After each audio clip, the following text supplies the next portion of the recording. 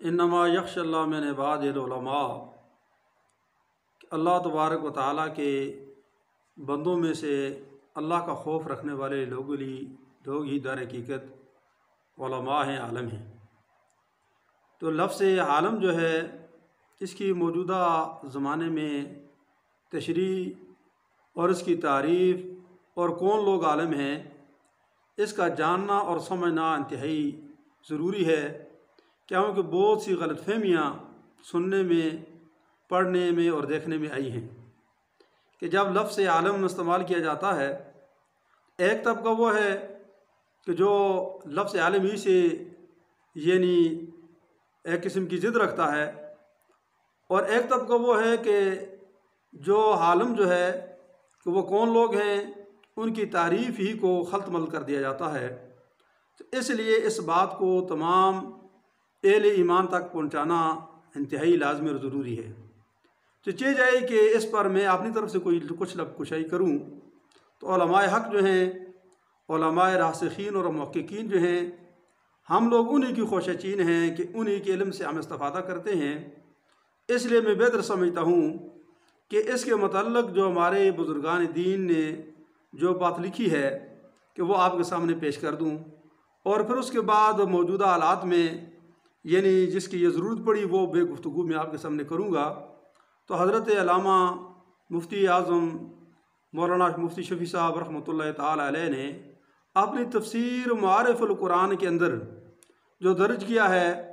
وہ بات میں آپ کی گوش گزار کر دیتا ہوں، شاید کہ کوئی صاحب علم شخص اور کوئی منصف مزاج آدمی اس بات کو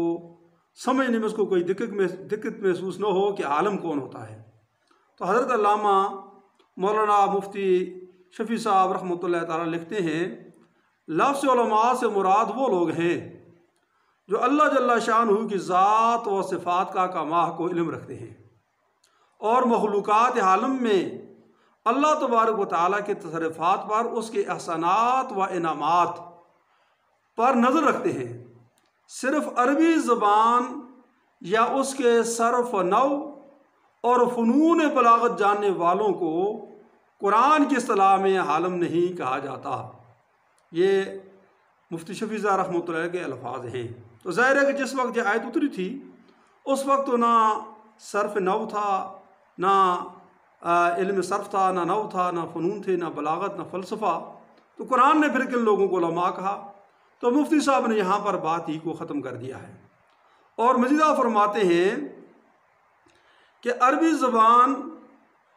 یعنی یا اس کے صرف و نحو اور فنون و بلاغت کو جاننے والوں کو قرآن کی اصطلاح میں عالم نہیں کہا جاتا جب تک کہ اس کو اللہ تعالیٰ کی معرفت مذکورہ طریقہ پر حاصل نہ ہو۔ اور حسن بصری رحمۃ اللہ علیہ نے اس آیت کی تفسیر میں فرمایا، عالم وہ شخص ہے جو خلوت اور جلوت یعنی وہ مجمع کے اندر ہو یا تنہائی کے اندر ہو، اللہ سے ڈرے، اللہ کا خوف رکھے، اور جس چیز کی اللہ نے ترغیب دی ہے اس کو پسندیدہ اور مرغوب ہو، اور جس چیز کو اللہ کے نزدیک ناپسند ہے، مبغوض ہے، اس سے نفرت کرے۔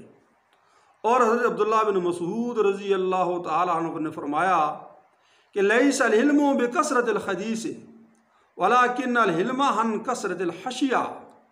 فرمایا کہ بہت سی احادیث کو یاد کر لینا،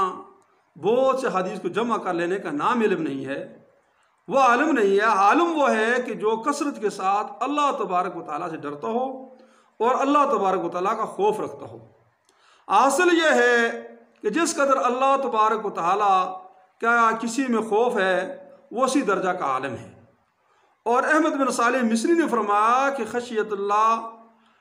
کو کثرت روایت اور کثرت معلومات سے نہیں پہچانا جا سکتا، بلکہ اس کو کتاب و سنت کے اتباع سے پہچانا جاتا ہے۔ اور شیخ شہاب الدین سروردی رحمۃ اللہ تعالی علیہ نے فرمایا، اس آیت میں اشارہ پایا جاتا ہے کہ جس شخص میں خشیہ نہ ہو وہ عالم نہیں ہے، یعنی ڈر نہیں ہے، خوف نہیں ہے، وہ عالم نہیں ہے۔ اس کی تصدیق اکابر سلف کے اقوال سے بھی ہوتی ہے کہ حضرت ربیع بن انس رضی اللہ تعالیٰ نے فرمایا،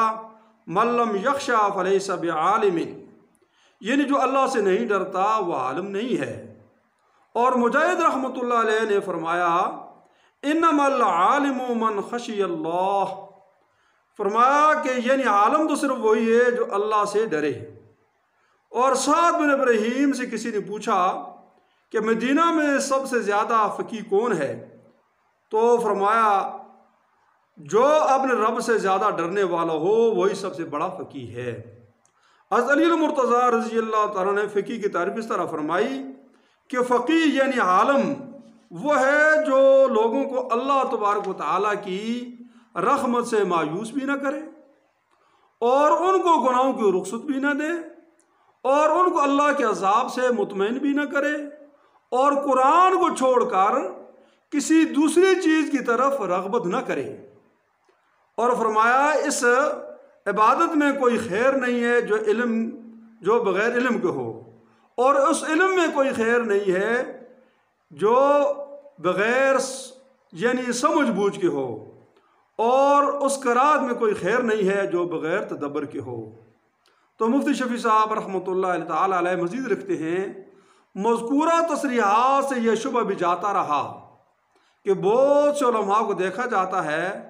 کہ ان میں خدا کا خوف اور خشیت نہیں ہے، کیونکہ تصریحات بالا سے معلوم ہوا کہ اللہ تعالیٰ کے نزدیک صرف عربی جاننے کا نام علم، اور جاننے والے کو عالم نہیں، جاننے والے کا نام عالم نہیں، جس میں خشیت نہ ہو وہ قرآن کی اصطلاح میں عالم ہے ہی نہیں۔ یہ مولانا مفتی شفیع صاحب فرما رہے ہیں۔ اس بات کی ضرورت اس لیے پڑی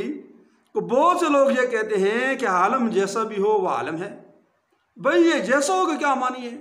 کہ عالم جیسا بھی ہو وہ عالم ہے؟ عالم تو ہے ہی وہی کہ جو اللہ تبارک و تعالیٰ کا خوف رکھتا ہو، جس کے اندر خشیت الہی ہو، اور جس کے اندر خوف نہیں ہے، خشیت الہی نہیں ہے، تو وہ صرف یعنی ڈگریاں حاصل کر لینے سے اور صرف نحو پڑھ لینے سے اور فلسفہ اور بلاغت پڑھ لینے سے تو عالم نہیں ہو سکتا۔ اسی لیے تو رسول اللہ علیہ وسلم نے یہ بھی فرمایا تھا کہ کائنات میں سب سے بہترین لوگ جو ہیں وہ علماء ہیں، اور کائنات میں سب سے بدترین لوگ وہ بھی علماء ہیں۔ اور اسی لیے حدیث شریفہ کے اندر علماء حق اور علماء سو کا علیحدہ علیحدہ ذکر ہوا ہے۔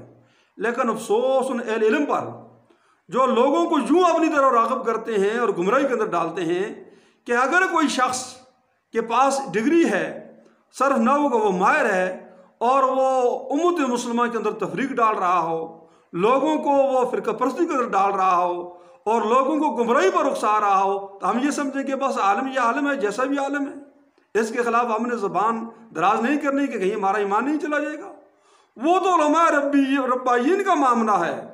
کہ علماء حق کا اور علماء ربانیین کے خلاف جو شخص زبان کھولے گا یقیناً وہ بہت بڑا گناہگار ہے، وہ فاسق ہے، اس کی ایمان کا خطرہ ہے۔ لیکن وہ لوگ جنہوں نے صرف عالم کا لیبل لگایا ہوا ہے، اور ان کے اندر کوئی اللہ کا ڈر، کوئی اللہ کا خوف نہیں ہے، اور اللہ کے دین کے ساتھ مذاق ہو رہا ہے، اور خود ممبروں پر اور وعظوں میں وہ اللہ کے دین کے ساتھ مذاق کر رہے ہیں، اور ان لوگوں کے خلاف اگر کوئی آدمی زبان دراز کرتا ہے قطعاً اس کی ایمان کے اندر کوئی فرق نہیں پڑتا۔ اور میں تو یہ سمجھتا ہوں کہ یہ عقیدے کی خرابی ہے کہ ہم اہل تشیع حضرات جو ہیں ان پر کفر کے فتوے لگاتے ہیں کہ بھئی ان کا عقیدہ یہ ہے کہ ان کے امام معصوم ہیں، تو انہوں نے تو جرأت کی کہ اپنے اماموں کو معصوم کہا، اور ہم یہ کہتے ہیں کہ انبیاء کے علاوہ کوئی معصوم نہیں ہو سکتا، لیکن ساتھ ہی ہم زبان سے تو نہیں کہتے، لیکن ہمارے اندر در حقیقت وہی عقیدہ موجود ہے کہ ہمارے علماء سے بھی غلطی نہیں ہوتی۔ تو جب ہمارا یہ عقیدہ ہے کہ ان سے غلطی نہیں ہوتی، ظاہر ہے پھر تو ان کے خلاف کوئی آدمی زبان دراز نہیں کر سکتا۔ لیکن جب ان سے غلطی کے احتمال ہے تو پھر قرآن و سنت کی بنیاد پر اگر کوئی آدمی کے اوپر بظاہر عالم کا لیبل ہے، وہ امت مسلمہ کے اندر تفریق ڈال رہا ہے، اپنے سوا کسی کو مسلمان نہیں سمجھتا،